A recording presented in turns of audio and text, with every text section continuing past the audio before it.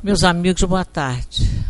Vamos dar início à nossa reunião. Hoje é aquela reunião esclarecendo dúvida. Se alguém tiver alguma perguntinha para fazer, ainda está em tempo.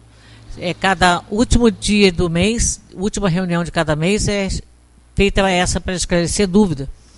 Então vamos nós aqui entrarmos em prece, pedir a Deus que continue a nos auxiliar na possibilidade de sempre estarmos em busca do conhecimento que essa doutrina nos passa, para que nós possamos trabalhar toda a sintonia e harmonia no bem, e sendo consciente das responsabilidades nossas, possivelmente vamos ser mais vigilantes, teremos mais cautela no que nós vamos pensar, falar e agir.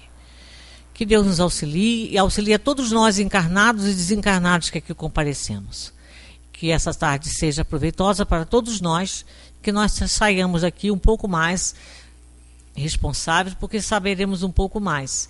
E ajudados também, porque colocando o ensinamento em nossas vidas, o aprendizado que nós adquirimos, vamos estar certamente um pouco mais habilitados a viver no mundo sem incomodar outras pessoas, sem atrapalhar outras pessoas e até mesmo ter a nossa vida um pouco mais pautada segundo as leis de Deus. Graças vos damos que assim seja. Então vamos ouvir a nossa irmã Sueli. Bom, essa reunião, para quem não conhece ainda, é aquela que a gente não traz um tema e responde às dúvidas das pessoas que aqui frequentam e que trazem para nós algumas dúvidas que ficam não só das explanações que aqui nós fazemos, quanto também alguns esclarecimentos que queiram de problemas que estão ocorrendo aí no mundo e que gostariam de alguma explicação aqui da doutrina espírita. Bem, essa aqui já foi? Domingo e domingo. SS. Não, sim. A gente dá sempre preferência e a gente até pede que as pessoas façam isso. Coloquem a data que gostariam de ter a resposta aqui explanada. Porque às vezes a pessoa coloca lá na caixinha e não diz se vem na terça, na sexta ou no domingo. E como nós temos essas 3 reuniões, às vezes a gente responde no dia que não é para responder e a pessoa não está presente. Quando nos entregam aqui, aí a gente sabe que está aqui. Mas aqui tem 2 que já foram respondidas e não está especificando para terça ou para sexta, nós vamos deixá-las para o finalzinho, né? E vamos abordar as que chegaram hoje para nós aqui. Bem, aqui tem uma, livre-arbítrio e doença mental. Essa questão, ela vai ser explanada na próxima semana, que nós vamos abordar o livre-arbítrio ainda. Nós estamos ainda nesse capítulo. Mas a gente até procurou aqui a questão que fala sobre isso. E aqui Kardec pergunta assim: a alteração das faculdades tira ao homem o livre-arbítrio? Aí eles respondem assim: aquele cuja inteligência está perturbada por uma causa qualquer. Então, olha, por causa qualquer. Não especifica se a pessoa tem um retardamento simples ou não, ou seja, um grau maior de retardamento mental, como a idiotia, a imbecilidade. Não fala o grau, diz qualquer. Então tá aqui, ó. Aquele cuja inteligência está perturbada por uma causa qualquer, perde o domínio do seu pensamento e desde então não tem mais liberdade. Essa alteração é frequentemente uma punição para o espírito que numa existência pode ter sido vão e orgulhoso, fazendo mau uso de suas faculdades. Ele pode renascer no corpo de um idiota, como o déspota no corpo de um escravo e o mal rico no de um mendigo. Mas o espírito sofre esse constrangimento, do qual tem perfeita consciência. Isso que é importante, ó. Mas o espírito sofre esse constrangimento, do qual tem perfeita consciência. É nisso que está a ação da matéria sobre o espírito. Num capítulo que nós já passamos, sobre a influência do organismo nas atividades do espírito, isso também já foi um pouco abordado. Há quem diga assim: bom, se o doente mental não tem noção do que faz, do que passa. Então a aprovação é para a família.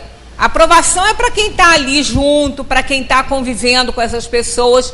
Não é só para quem está junto. Quem está junto também tem responsabilidade naquilo ali. Parcela, pelo menos, de responsabilidade. Porque nada acontece por acaso. Nós falamos, acho que na semana passada, ou retrasada, não sei, sobre a síndrome de Down, não é? Que ela tem uma explicação aqui para a medicina, mas não é uma regra, né? Citamos aqui uma conhecida, uma jovem, bem jovem, ela casou jovem e teve um bebê com síndrome de Down, foi o primeiro filho, os dois eram jovens, sem nenhum problema de saúde, os dois. Ninguém explicou aquela situação pela medicina, que atribui-se a óvulos envelhecidos e outras coisas mais.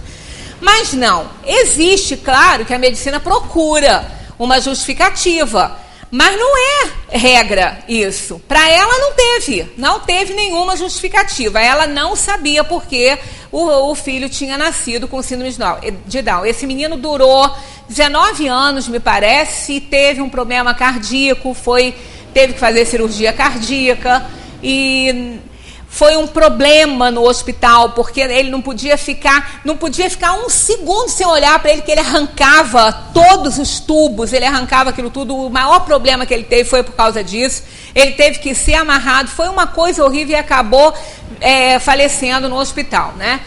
Por vítima dessa situação toda e complicações também da cirurgia. Então a gente vê que nada numa família acontece por acaso. Olha quantas pessoas foram envolvidas por aquele problema daquela criança que sempre teve era um menino que tinha um grau mais agravado da situação, ele não conseguia fazer as coisas, era muito complicado. Que tem algumas crianças com síndrome de Down, uma grande maioria, elas vão para a escola, elas aprendem tudo, elas têm uma vida praticamente normal, né? E são inteligentíssimas, são pessoas adoráveis. Então, mas ele tinha uns problemas a mais, então foi assim, uma família toda envolvida com aquilo. Então, quando acontece uma coisa assim, não é só uma aprovação, uma expiação para a alma, não. É para a família. Que às vezes as pessoas falam assim, por exemplo, no mal de Alzheimer. Esse mal de Alzheimer é um problema seríssimo, a família toda sofre. Aí todo mundo fala, é mais a família que sofre do que o próprio doente. Pela luz espírita, não. A pessoa, o espírito, ele sabe perfeitamente o que está acontecendo com ele. Porque o espírito não é demente. O espírito não tem demência, o espírito não tem nenhum mal. O mal está residindo ali na manifestação da potencialidade desse espírito, cuja matéria não oferece condições. Ali que é o problema. Não é o espírito. Então, o espírito isento da matéria, o espírito não estando em vigília ali no dia, acordado, né, desperto ali no corpo, durante a vigília, sem estar dormindo, o corpo, ele não tem conhecimento de nada. Ele está completamente, né, sob a influência da matéria, a impossibilidade de fazer as conexões, principalmente nessa demência, esse tipo de demência, que está tão comum. Antigamente a gente quase não se ouvia falar em mal de Alzheimer, né? Quase ninguém ouvia falar nisso. Mas já tinha. Falava que o sujeito estava esclerosado. Não é a mesma coisa. Não é igual. Eu falo isso porque minha mãe desencarnou, vitimada com essa doença. Eu convivi com isso muito tempo e sei a diferença. Porque eu tive uma bisa com 97 anos, com arteriosclerose, doidinho, discutia com a televisão, mas não era aquilo, ela conversava com a gente numa boa, normal, tinha uma conexão de pensamento, ela esquecia, né, coisas atuais, ela lembrava muito do passado, mas é muito diferente do outro problema, da demência e do Alzheimer, muito diferente. São características completamente diferentes. E nunca se ouviu tanto em falar, né, nessa doença, na esclerose múltipla, na ELA, e outras que estão aparecendo aí que realmente parecem doenças muito modernas, né? Mas então uma pessoa assim, a família sofre muito junto, porque vê a degeneração ali, vê a pessoa acabar ali, não raciocina mais. Uma pessoa com uma demência dessa, ela é capaz de ficar com isso aqui na mão toda a vida sem saber para quê. Mesmo tendo sede, não faz a conexão de que esse copo com esse líquido fabuloso aqui, né, precioso, vai acabar com a sede, mas não sabe, fica assim segurando. Se a gente der para eles segurar, eles ficam segurando toda a vida. E não sabe o que vão fazer com aquilo. Aí eu ainda falava para ela, bebe, mamãe, bebe a aguinha. Bebe? O que é isso? Não sabia. Então é muito diferente. A gente saber esquecer onde a gente botou uma chave, esquecer onde a gente botou uma coisa, isso tudo é normal. A gente esquece mesmo, né? Muita coisa na cabeça. Agora, daí a não saber para que serve a chave, é diferente. Não é simplesmente não saber onde botou, é não saber para que serve aquilo ali. Então a pessoa que está em volta sofre muito com isso, é um sofrimento enorme. Você vê a pessoa e não pensa mais, ela não tem mais conexão, não sabe nada, né? Aí a gente fala assim, mas liga a bênção, por favor. É começando precisando de bênção. Aí entra a questão, fora do corpo em vigília, quando o corpo está em vigília não sabe, né? Mas tem momentos de lucidez, claro. Tem momentos onde a pessoa tinha noção das coisas. Aí às vezes a gente dá falava para ela se esforçar, para ela poder, né, fazer as coisas. Aí ela falava que realmente não tinha mais qualidade de vida, né? Que vida que tinha. Logo daí em seguida, anuladíssima. Então é uma questão assim que a família se envolve. Mas o espírito sabe que está passando por isso. O espírito sabe. Quando o corpo dorme, que o espírito se emancipa, ele não tem demência nenhuma.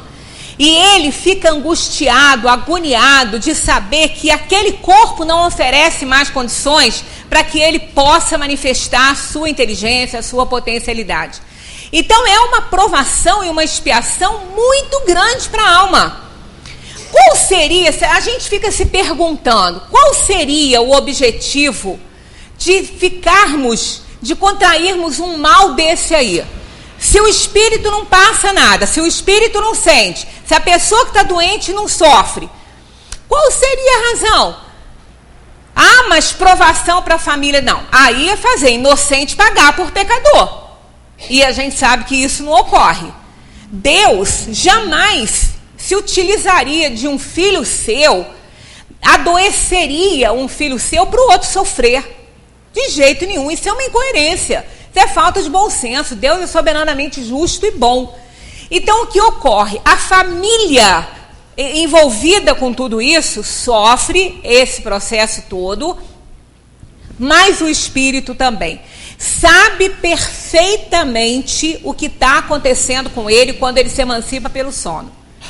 E é uma expiação enorme, uma aprovação muito grande, porque não é só nesse mal, qualquer demência, qualquer retardamento mental, qualquer doença mental que incapacita a pessoa de exercer a sua liberdade, de fazer, né, o seu livre-arbítrio funcionar, qualquer demência, qualquer doença mental, é sofrimento para a alma, é expiação e provação para a alma, também, logicamente, envolvendo todos que estão ao redor, mas principalmente a própria alma, o próprio espírito. Então ele se sente mal, ele sabe que ele não pode fazer suas escolhas, ele sabe que não pode exercer o seu livre-arbítrio, que há uma incapacidade física que o impede de exercer a sua liberdade. Então, eles, ao dormir, eles sabem disso. Ao se emanciparem pelo sono, sabem disso. Mas em vigília, não. Em vigília, eles estão limitados pela organização física deficiente. Então, é uma aprovação muito grande. Se não fosse dessa maneira, não haveria razão nenhuma para o espírito sofrer isso. Né? Mas olha que provação, que expiação. É aquele espírito que sabe o que fazer, tem conhecimento, sabe como escolher e não pode fazê-lo. Porque ele, em vigília, quando ele está no corpo, desperto para isso, o corpo não oferece condições. Então é uma provação muito grande. Aí essa alma, o que ela faz no estado de vigília, né, com essa deficiência, ela não pode ser responsabilizada. Por isso que as pessoas são responsáveis. A criança não é limitada, a criança não precisa do pai e da mãe para supervisionar, ela não tem noção de perigo. Né? Uma criança com 1 aninho, se ela estiver na ponta de uma escada, ela vai despencar. Ela não sabe que ela tem que alternar as perninhas ainda para descer uma escada, ela não sabe descer. Então, ela não tem essa liberdade de escolha, de falar, não, vou ficar aqui porque eu não sei fazer isso, se eu descer eu vou me machucar. Ela não sabe. Nós temos, elas não têm ainda, as crianças têm limitação ainda, porque a organização do raciocínio, que é o lobo frontal, só se desenvolve depois de um certo tempo. Né, em 6, 7 anos, e completa, e a criança aí começa a ter responsabilidade mesmo, já sabe o que faz. Então precisa de supervisão, precisa de alguém que esteja ali do lado, olhando, como os dementes, como as pessoas que têm doença mental, precisa de assistência. Senão eles se machucam, eles se ferem, eles se machucam os outros, porque não têm noção do que estão fazendo. Não estão conhecendo o tamanho do problema, né, que tá se formando ali para eles, e eles não conhecendo, eles não podem escolher o que é melhor para eles agirem dessa ou daquela maneira. Então, não tem. Quer dizer, aqueles que têm problemas mentais, eles não são responsáveis pelo que eles fazem.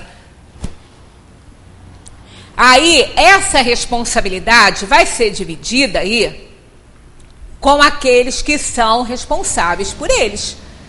Não é? A gente não pode deixar uma pessoa que tem doença mental morar num 5º, 6º andar, seja o que for, que seja até a própria uma casa baixa, sem uma grade na janela, porque ele vai pular, vai para a rua, vai ser atropelado, vai se machucar. Então, as pessoas que têm problemas assim em casa, elas têm que ter responsabilidade e cobrir a pessoa de cuidados, não deixar fazer, tirar as coisas perigosas de perto, porque eles não têm noção. É como deixar uma criança brincando numa cozinha, onde ela pode abrir as portas, apanhar qualquer coisa e beber, pegar faca e brincar. É assim, a pessoa que tem doença mental, ela vira uma criança. Ela é irresponsável, ela não sabe o que faz, então não tem. Mas a gente ainda vai falar um pouco mais sobre isso. Em palestras anteriores, você disse que as uniões que ocorrem aqui na Terra são muito mais por expiação, probação, do que necessariamente por afeição verdadeira. Onde seriam espíritos com dívidas um com o outro, que se comprometeram na próxima encarnação em se unir na tentativa de sublimar seus sentimentos inferiores, que um nutre pelo outro? Sendo assim, o que provocaria nesses espíritos, quando encarnados, a vontade de se unir? Pois o comprometimento foi feito na erraticidade. Mas quando os espíritos encarnam, eles não vão se lembrar desse acordo. A única coisa que eles trariam com eles são os sentimentos que um tem pelo outro. E nesse caso não seriam bons sentimentos. Como você costuma dizer, no início do relacionamento é tudo lindo, mas depois de poucos anos casados, é como se a ficha caísse e a realidade aparece. Chegando ao ponto do casal ainda se perguntar como pôde se casar com aquela pessoa, verdade. O que proporciona essa ilusão nesse espírito que os levam a se unir? Pois é. Essa é a grande bênção para a reencarnação, o esquecimento do passado. Mas essas almas, na erraticidade, elas se comprometeram. Se uma não se a ideia foi de uma, a outra aceitou, senão também não acontece. Tem que ser assim um acordo mútuo, senão se eu quero assim, eu preciso resgatar com uma alma, eu decido que quero isso, Deus me dá a permissão de eu encontrar essa outra alma no mundo e com ela constituir aí uma família. Mas ao ser consultada, a outra alma não aceita. ela não quer, não está preparada para isso, o ódio dela comigo é grande, ela ainda não se preparou, ainda não está em condições, ela não aceita, então não acontece.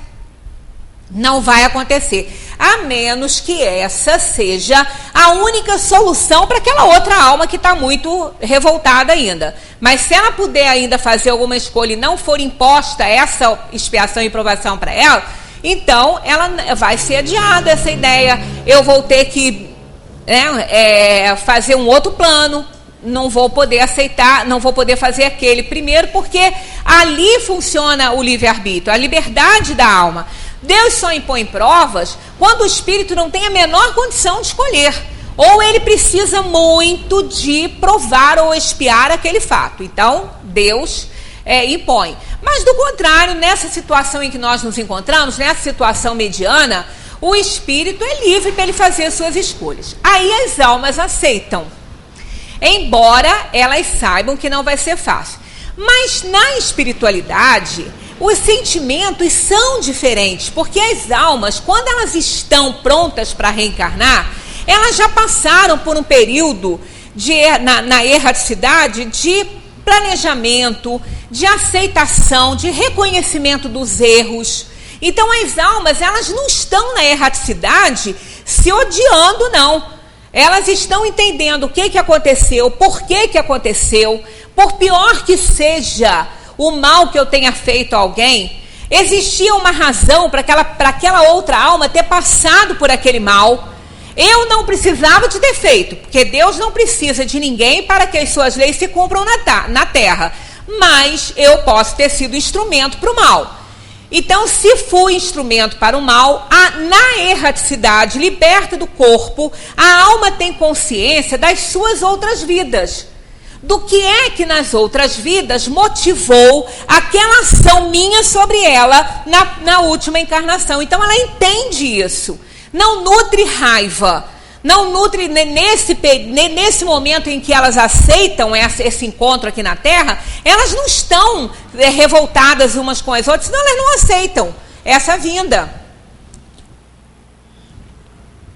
Então naquele instante elas estão reconhecendo que esse é o melhor caminho, que é a melhor solução para um resgate de dívidas passadas, e vem para o mundo.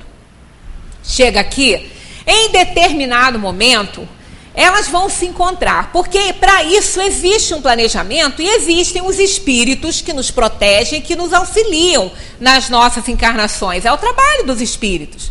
E vão nos fazer um bem, né, aproximando-nos dessas outras almas com as quais a gente precisa de resgatar alguma coisa. Então há uma lei de atração muito grande, né?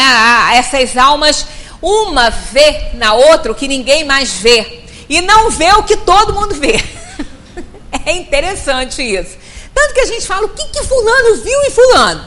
Quando a gente olha pela parte física só, né, às vezes as diferenças são muito grandes, aí as pessoas falam, mas o que atraiu fulano para Beltrano? Alguma coisa muito forte. Atraiu, fez a atração. Elas se encontram, se apaixonam. Porque há aí a força da atração e isso é necessário. E isso é estimulado pelo anjo da guarda de cada um, pelos espíritos que nos protegem nessa vida, porque há uma necessidade. Aí sim, elas se unem e no dia a dia, quando os problemas vão surgindo, aí também reminiscências do passado vão chegando. Elas vão se mostrando, porque é na intimidade que nós conhecemos as pessoas.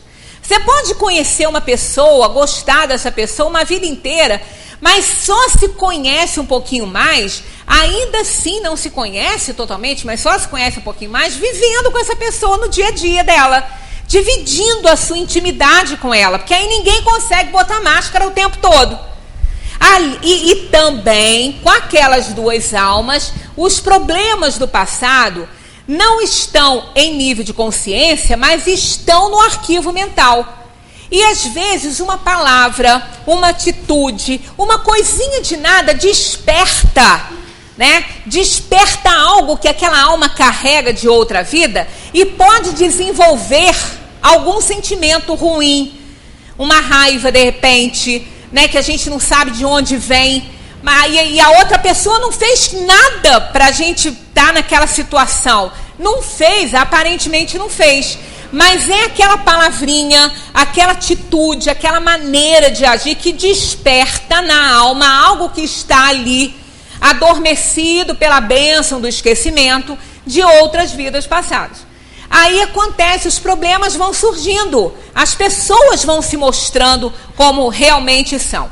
Mas aquela força do início, aquela força da paixão, do querer estar perto, do querer dar certo, porque não tem, olha, nenhum casamento, pelo menos aqui no Ocidente, que ninguém é obrigado a isso, né?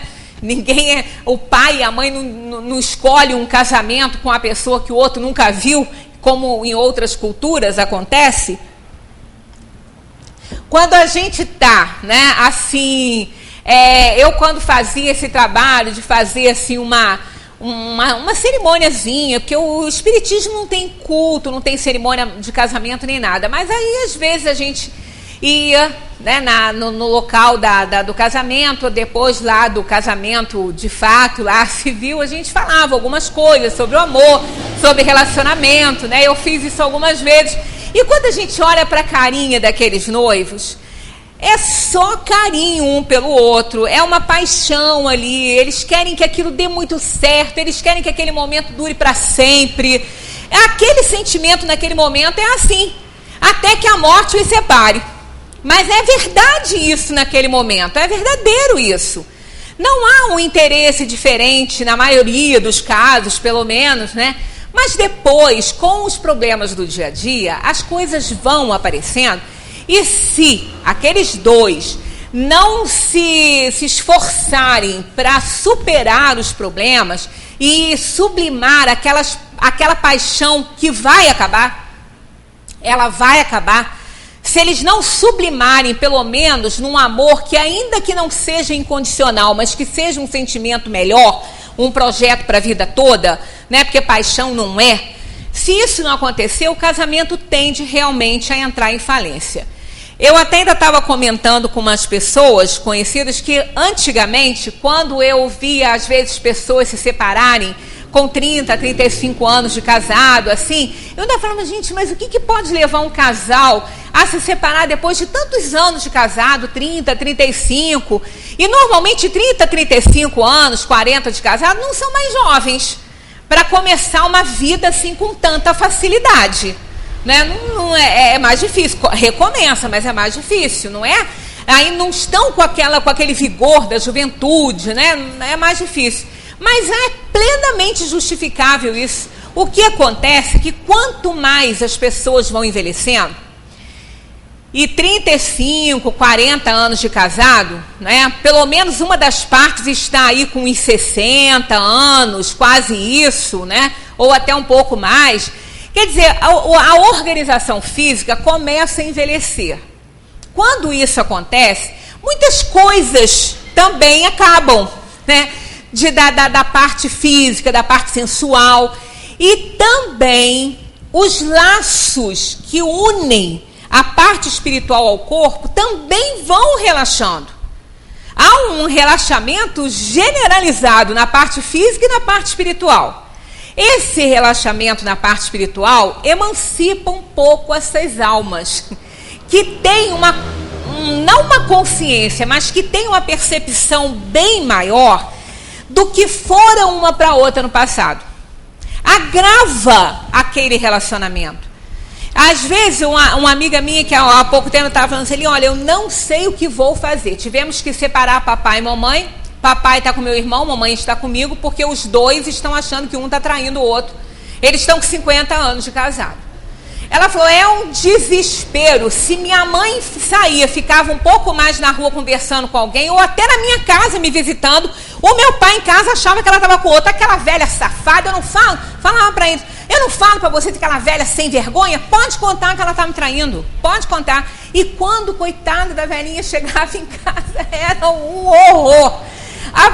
Era um sofrimento, eles ficavam brigados, era um horrível. Então eles tiveram que, ele foi morar com o filho e ela foi morar com a filha. Ela falou, o que é isso, Celi? Eles estão doidos, Porque, ó, doidos de fato eles não estão, não.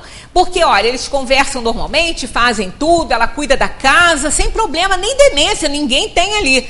Tem aquelas coisinhas, né, que às vezes esquece um pouquinho ali, os problemas de saúde, mas não tem tão doidos, não. Aí eu falei, não, isso aí realmente vão se afrouxando os laços espirituais e a reminiscência de quem foi fulana, quem foi Beltrano, vem um pouco ao nível de consciência atual. Então, se houve uma traição no passado, isso vai vir um pouco ali ao nível de consciência deles. Porque dependendo da situação, ele começa a ver naquela mulher de hoje, né, naquela companheira de hoje, a companheira do passado.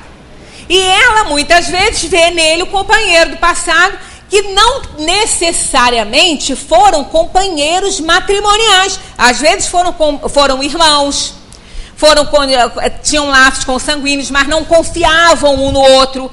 Às vezes foram traições diferentes das traições, né, entre homem e mulher, mas de qualquer maneira gera desconfiança. E aí isso se faz perceber nessa idade aí. Então é muito comum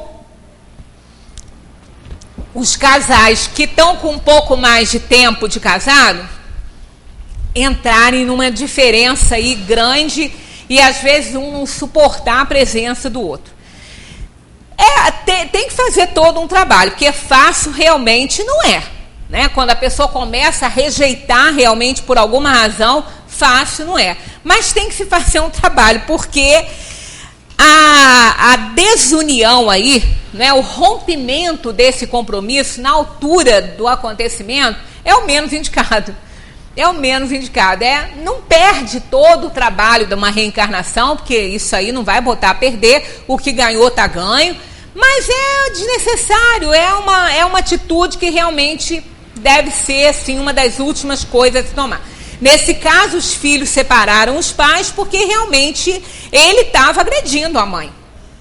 Porque ele não se conformava, dizia que ela estava traindo ele. Então, aí já estava havendo um problema de agressão e os filhos falando que ele estava maluco, que tinha que internar, sei lá, cuidar, mas ele não tinha nada. O problema era só com ela.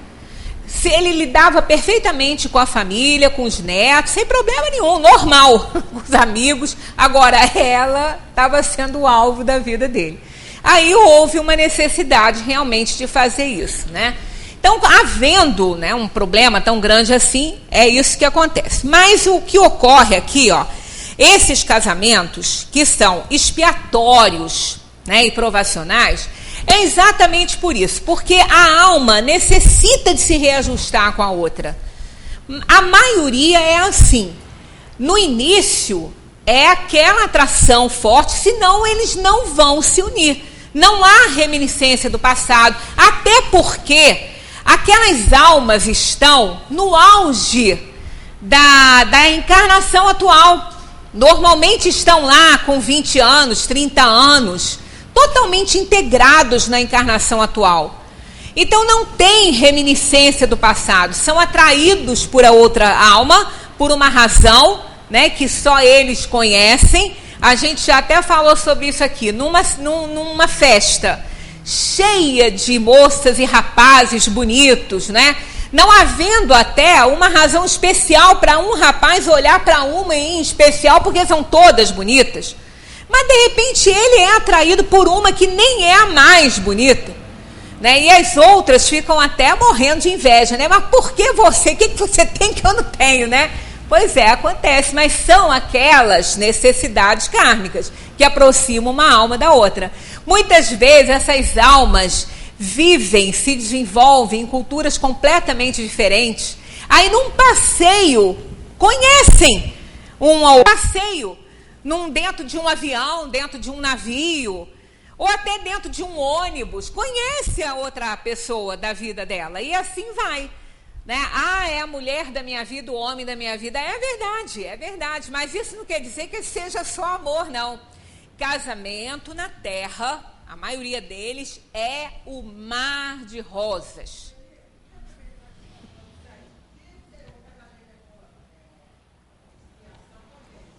É provação ou expiação?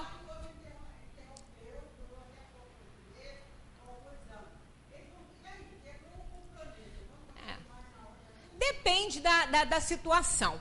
Quando uma das partes fez tudo o que podia, porque é aquela história, os dois precisam querer, porque ninguém consegue lutar sozinho, né? Os dois precisam querer. Senão, quando um não quer, o ditado já diz, dois não brigam e dois não se amam, não é? Quando um não quer, não dá enredo, não dá história.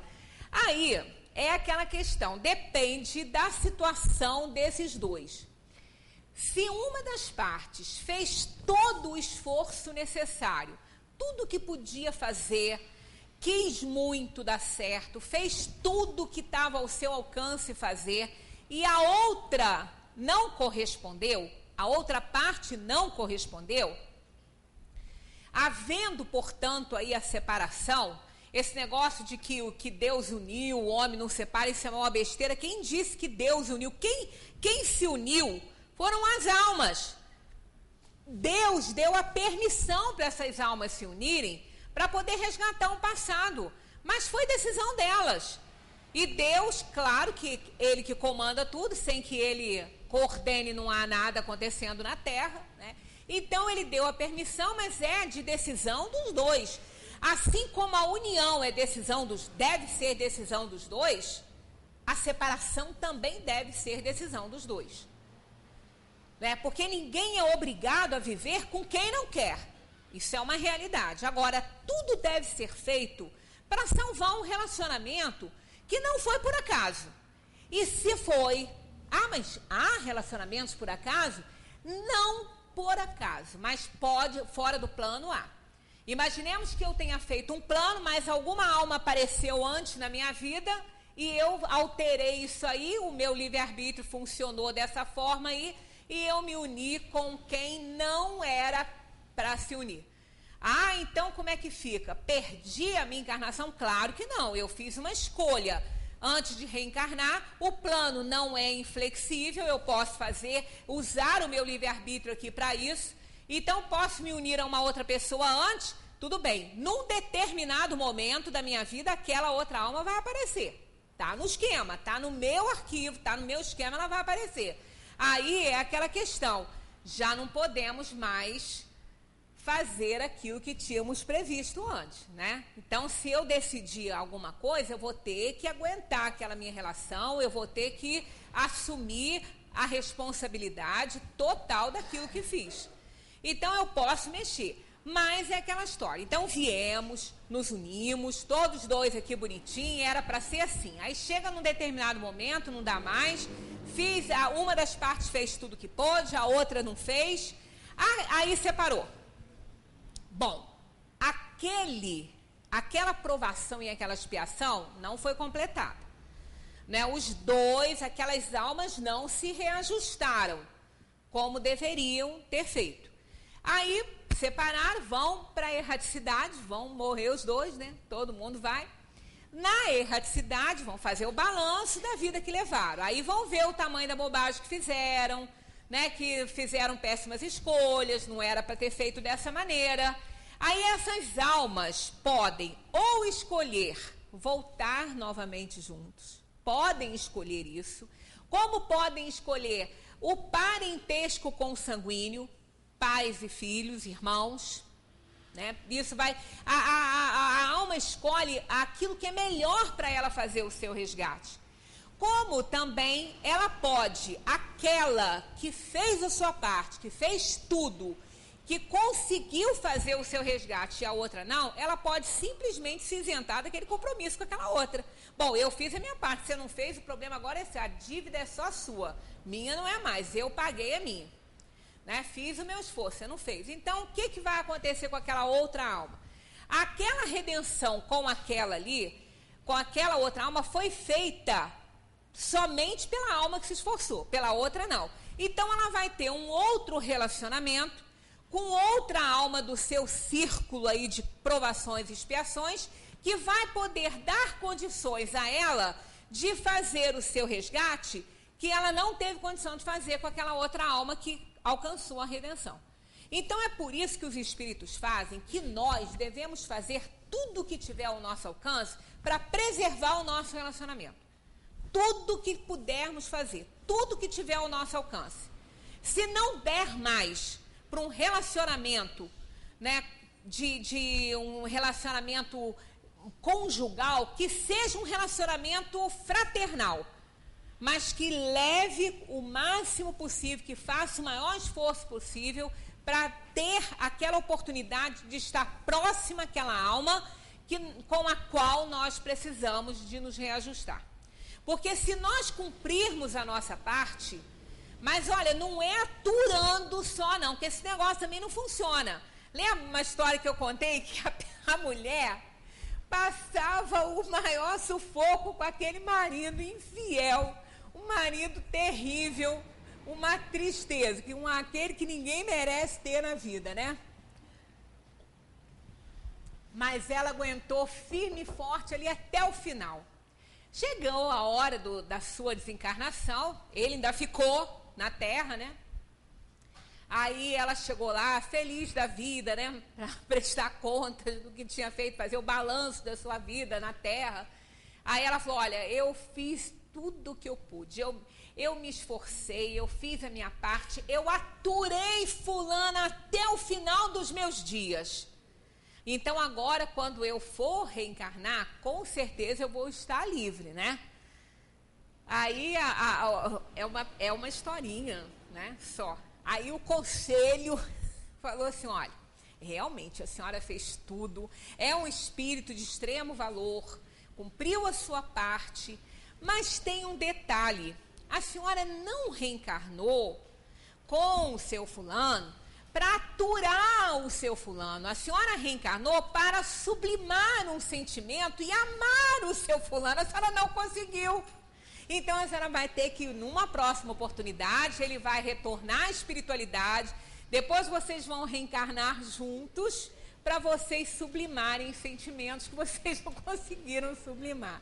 Aí o dia que eu li isso, eu falei, estou perdida, né? Eu vou voltar 200 encarnações, né? A gente brinca e fala, ó, vou cumprir minha parte, vou fazer tudo direitinho, que eu quero me livrar de você, hein? Então vamos fazer bonitinho, ó. Isso não funciona, hein? Não funciona. Mas é aquela coisa, a gente procurando pelo menos fazer o que a gente puder fazer para cumprir a nossa parte, não vamos pensar em aturar, né? É melhor aí a gente pensar nas qualidades da outra pessoa para a gente não ter que aturar os defeitos, porque pensando nas qualidades, os defeitos ficam um pouquinho menores e a gente consegue levar aí a termo a nossa responsabilidade, né? Mas é isso que os espíritos falam. Não há uma proibição para uma dissolução do casamento. Não existe esse impedimento, né?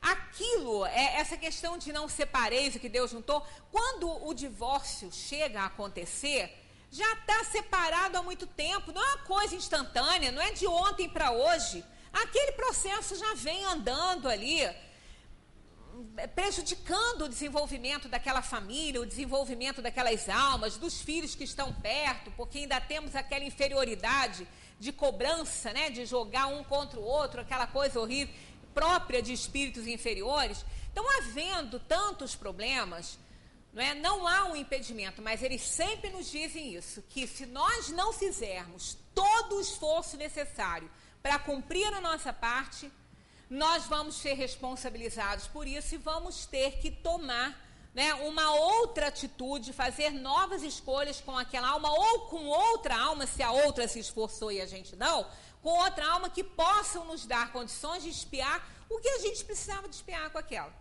Então Deus é justo, Ele não vai impor a ninguém uma necessidade de ficar ali, né, uma provação, porque o outro não quis. O casamento não deu certo, então quem fez tudo vai ter que voltar para o outro conseguir resgatar. Não, Deus não seria injusto dessa forma, né? Aquele que fez a sua parte vai estar isento das suas provações nas próximas encarnações.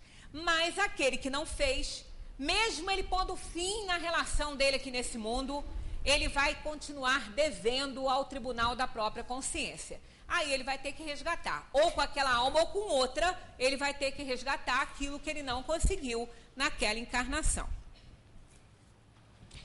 Jesus, Espírito perfeito, que veio à Terra, sendo a segunda revelação de Deus, por que Deus escolheu Jesus? Não havia outro Espírito perfeito para vir? Havia muitos Espíritos. Apenas Jesus era um desses tantos Espíritos que já tinham alcançado um nível de perfeição relativa na sua vida, porque perfeição absoluta é só Deus.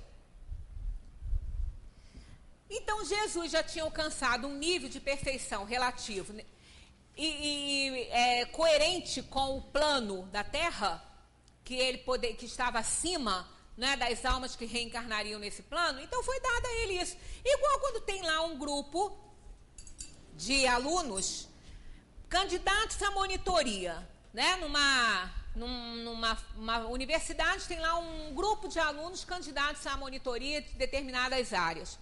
Todos são competentes, todos. Estão todos ali se candidatando a isso, né?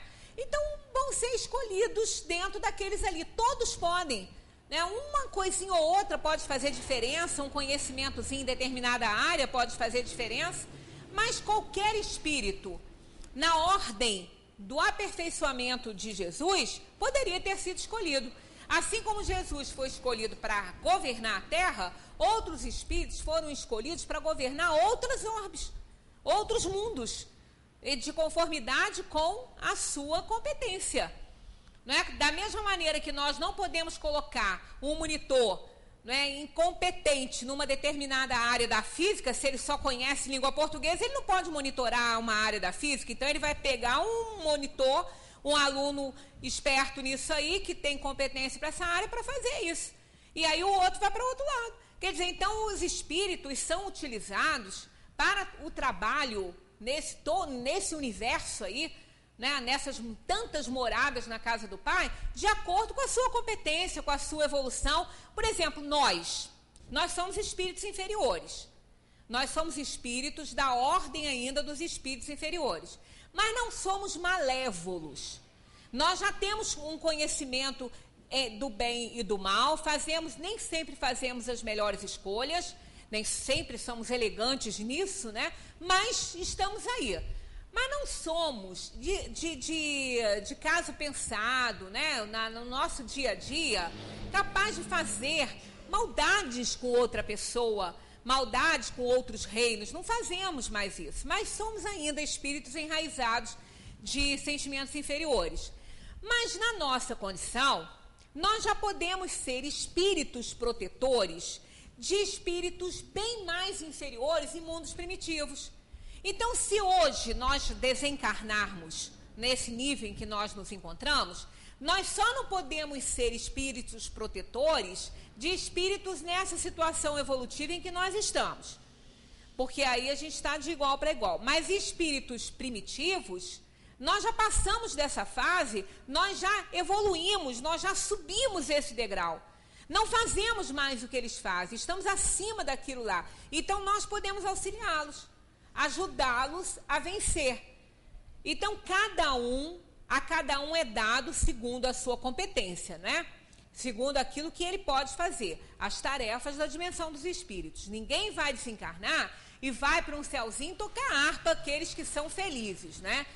Quanto mais sábia é a alma, mais ela trabalha, mais tarefas lhe é dado trabalhar, fazer, para poder auxiliar aqueles que estão ainda longe da perfeição. Há mais ou menos um mês, assisti uma reportagem que um rapaz saiu para encontrar-se com os amigos. Como ele ia beber, foi a pé, evitando dirigir. Na volta, caminhou até encontrar uma faixa de pedestre. Ao tentar atravessá-la, um carro dirigido por uma psicóloga bêbada, é aquele caso daqui há pouco tempo, né? Foi atropelado por ela, vindo a falecer no local. Gostaria de saber se esse rapaz tem alguma responsabilidade ou era a hora de sua partida. Bom, ele não tem responsabilidade na sua morte ali. Ele evitou o carro porque ele ia beber, ele foi a pé para não ter que dirigir bêbado, foi responsável quanto a isso, mas estava na hora da sua partida. A outra que o atropelou, que tinha bebido, ela com certeza foi responsável pela morte dele. Mas veja bem, é muito importante fazer essa separação, essa diferenciação. Ela foi responsabilizada porque ela estava dirigindo embriagada. Mas ele morreu porque estava na hora dele morrer. Claro que ela tem responsabilidade nisso. Para o mundo, ela foi culpada. Para o tribunal divino, ela foi um instrumento que foi utilizado para que aquela alma partisse da terra naquele momento. Caso ele tivesse ido de carro e tivesse dirigido e batesse e morresse, ele seria responsabilizado pela sua morte também. Estava na hora dele ir, ele ia, mas mesmo que não tivesse, ele iria. São os suicídios indiretos. Não é? Se a gente for atravessar essa avenida aqui e não olhar, nós poderemos morrer atropelados ali, sem que esteja na nossa hora. Porque somos conscientes, temos conhecimento de que não pode atravessar a rua, não temos doença mental, sabemos que se atravessarmos sem olhar podemos ser atropelados, tudo isso a gente tem. Então a gente, sendo negligente ou imprudente, nós podemos morrer antes da hora. Aquele rapaz foi prudente, ele não dirigiu, porque ele não podia dirigir, ele ia beber, então ele foi a pé, mas estava no momento dele. A outra foi utilizada como instrumento. Se ele tivesse dirigindo, ele ia morrer, né? Ia bater e ia morrer. E a outra, que estava dirigindo, foi responsável, porque foi um instrumento para que a vida dele terminasse ali, já que estava no momento dele ir. Se isso a gente ainda vai continuar falando, que nós ainda estamos dentro daquela questão de fatalidade. Ninguém parte dessa terra sem estar na hora pela mão alheia. Ninguém. Porque Deus é justo. Deus é justo, ele é soberanamente justo e bom. Ele não vai permitir que uma pessoa tenha a sua oportunidade de reencarnação cortada, interrompida por um louco, por um desvairado. Porque o outro que está errado, a pessoa está certa. Então, se nós estivermos fazendo a nossa parte, tenhamos certeza, só vai nos acontecer o que tiver que acontecer. Não vamos morrer antecipadamente se nós estivermos conscientes, se formos prudentes e formos ali previdentes na nossa vida. Não vai nos acontecer nada que não esteja no nosso mapa kármico. Agora, se a gente for imprudente, ele foi prudente, quer dizer, ele não teve participação na morte dele. Ela que foi responsabilizada. Culpa é uma palavra que a gente não gosta de usar.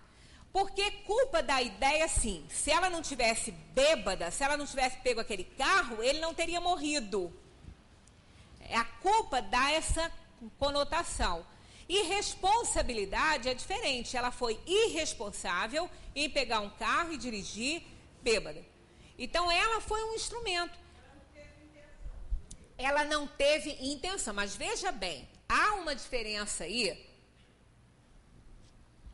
Ela assumiu a possibilidade de matar alguém. Ela não queria matar, ela não teve a intenção, bom, vou beber, vou entrar no carro porque eu quero matar alguém. Não, mas ela assumiu a responsabilidade aí de matar uma pessoa dirigindo bêbada. Não é? Então, ela não há uma intenção, mas há uma consciência de que isso pode acontecer. Né? Quer dizer, a pessoa que pega um carro e vai dirigir bêbada, ela sabe que ela pode provocar um acidente, pode matar uma pessoa. Ela tem consciência disso, todo mundo tem. Aqui também, na parte de demência do livre-arbítrio, vem falando, se uma pessoa alcoolizada, né, se uma pessoa tem até aqui, ó, podemos até ler que isso aqui é até importante para isso. A alteração das faculdades intelectuais pela embriaguez desculpa os atos repreensíveis? Olha o que eles respondem. Não, pois o ébrio voluntariamente se priva da razão para satisfazer paixões brutais, em lugar de uma falta, comete duas. Tá vendo? Então, ela, quando bebeu e ia dirigir, ela assumiu. essa responsabilidade. Ela assumiu poder matar alguém. Ela teve essa consciência, ela tinha, porque isso qualquer um tem. Né? Então a pessoa tem que ter essa responsabilidade. Quer dizer, ela não teve culpa porque estava na hora dele ir, ele ia de qualquer maneira.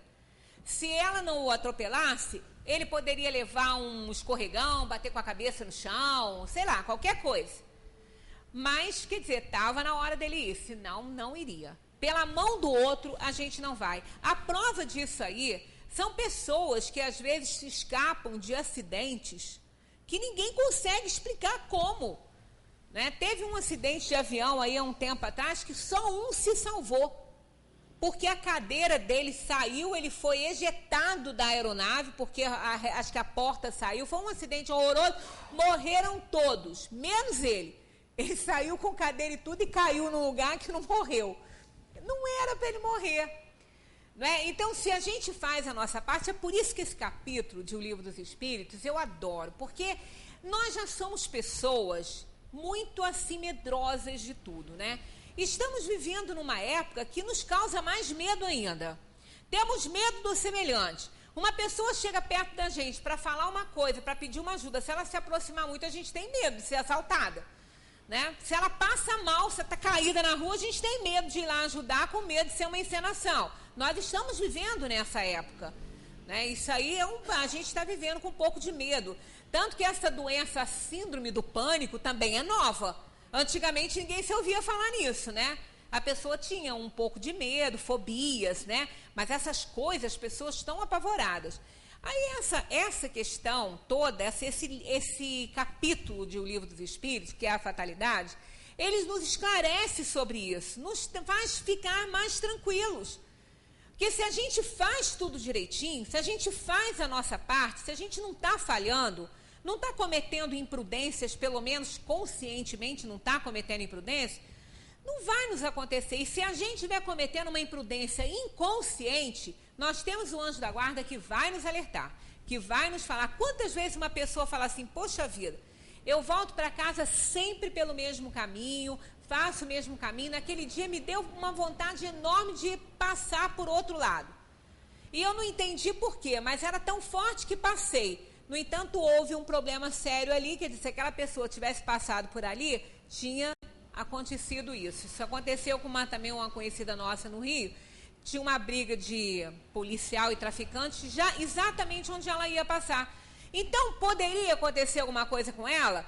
Poderia, se tivesse na hora dela morrer, mas ia dar um trabalho enorme aos espíritos de evitar que acontecesse com ela aquilo que não tinha que acontecer. Então, qual foi a maneira mais fácil? Desviar.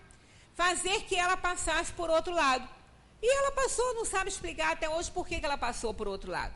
E não aconteceu nada. Né? Então, os espíritos estão conosco, nos supervisionam, o espírito protetor não nos abandona, não é fraco, não precisa de acender vela para ele, não é fraco, o espírito protetor é um bom espírito. Nem amarrar o pobrezinho, né? Não, e tem um negócio assim, que a vela tem que ficar mais alta que a gente. E se apagar, é porque o anjo de guarda está falhando. Né? A gente faz brincadeira com essas coisas, mas a gente nem deve, né? Porque muitas pessoas canalizam a energia delas através disso. Então, cada um faz aquilo que acha que deva fazer. Nós não estamos criticando. A gente faz uma brincadeirinha, mas não estamos criticando as pessoas. Mas só alertando que o anjo da guarda é um bom espírito. Ele está acima das nossas, dos nossos sentimentos inferiores. Ele não é mais ciumento, ele não é mais orgulhoso, vaidoso, egoísta. Ele não é mais nada disso. Então, ele pode nos aconselhar com certeza, né? Com certeza do que está fazendo. E nos protege. Então, que a gente fique atento aos sinais. Fiquemos atentos aos sinais. Às vezes, os sinais são sutis. Não vamos ficar também atormentados, achando que tudo é sinal, né? Mas vamos dar importância àquilo que a gente está sentindo, àquilo que uma outra pessoa fala. Às vezes a gente está com uma dúvida de tomar uma decisão, de fazer alguma coisa, encontra com uma pessoa que não vê há muito tempo e o assunto se desenrola de forma que aquela pessoa fala uma coisa que nos ajuda a decidir. Não é por acaso. Nada acontece na nossa vida por acaso. tudo existe uma razão de ser. Tá? Muita paz para todos, continuemos estudando essa doutrina maravilhosa. Esse capítulo de fatalidade foi um dos capítulos que me salvou um pouco dos medos, porque eu vivia também com muito medo, tinha medo de tudo, né? Agora não tenho justamente por isso. Tento fazer a minha parte, aquilo que tiver ao meu alcance eu vou fazer, e o que tiver que me acontecer, vai me acontecer aqui ou acolá, seja onde for. O que nós precisamos de fazer é confiar em Deus, confiar no anjo da guarda, que está sempre a nos ajudar e não vai nos abandonar em momento nenhum. Muita paz para todos.